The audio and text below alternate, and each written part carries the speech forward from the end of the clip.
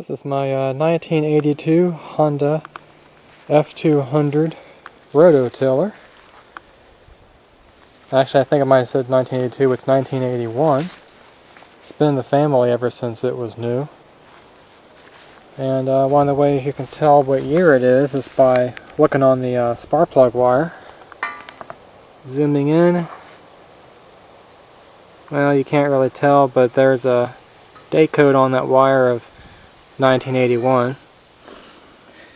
And last time it was ran, the first time, it was 1994.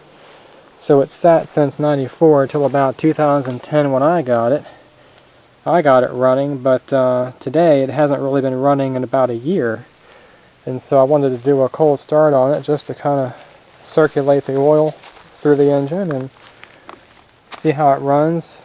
Run some fresh gas through the carburetor and just give it a little bit of exercise. And I've got the complete set of manuals over here. I've got the owner's manual from 1980, as well as the complete shop manual for it. And I didn't have to do too much with this thing to get it running the first time back in 2010. I had to pop the cover off and take off the flywheel and clean the points inside of here. It's old enough to where it does have the points and condenser ignition still. Points were just covered with oil. And took off the carburetor and completely cleaned everything out. It was all gummed up. Float was stuck. The needle seat was stuck. But it actually cleaned up fairly well with the carburetor cleaner. These are all the original fuel lines. And they're getting a little bit hard, but not really too bad for 32 years old. And I do cut the fuel off when not in use. And I have it turned on now, and it's been sitting for about 5 minutes just to let the fuel gravity feed through. So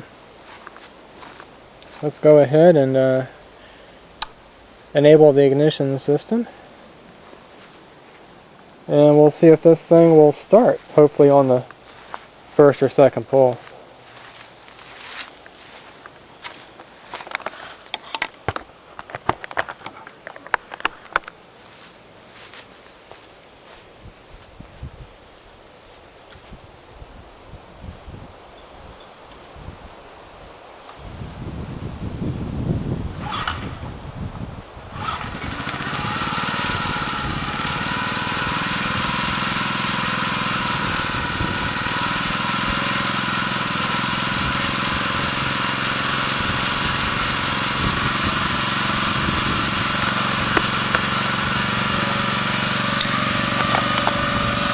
You can always count on your Honda engine to start up fairly quickly. 2 or 3 pulls is not too bad for sitting there for a year. It's not smoking or anything.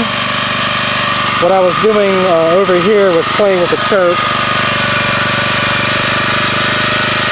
So I got the engine choked down a little bit, just to let it warm up. And that noise you hear, that kind of grunting noise you hear, is the way that the drum brake works inside of here to control the time. It's always somewhat slightly engaged, just a little bit of friction. And to fully engage it, you squeeze the handle. I can't really do that with one hand, but if I lift it up, just like on a car, you'll see the tines moving just a little bit, even without the handle or the handle engaged. And you can notice the different sound that it makes. It's a lot less labored. So this is kind of just like a car idling down the highway. And then now it stops again. And if I were to fully engage it, it would go ahead and fill up the yard where it is. But I'm going to go ahead and let this thing warm up and go through the engage the handle with the tines in the air just to recirculate all the oil and give this thing some exercise.